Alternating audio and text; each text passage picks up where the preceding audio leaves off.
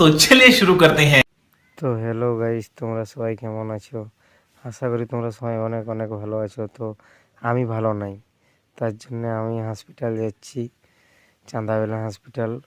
চাঁদাবেলা হসপিটালে মানে ওষুধ একবার খেলেই ঠিক হয়ে যাবে, ঠিক আছে? তার জন্য হসপিটাল যাচ্ছি।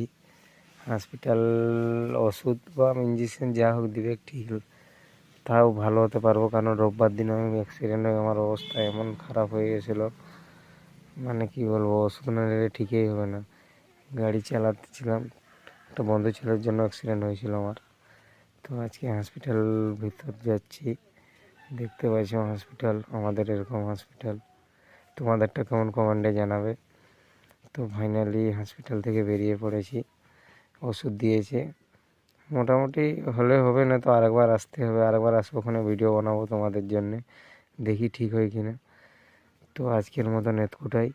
আজকে প্রথম ভিডিও বানাচ্ছি, তো একটু প্রবলেম হচ্ছে গাইস। কোনো টেনশন নিও না, ধীরে ধীরে ভালো করার চেষ্টা করব। তো তোমরা লাইক কমেন্ট শেয়ার করে দাও। টাটা।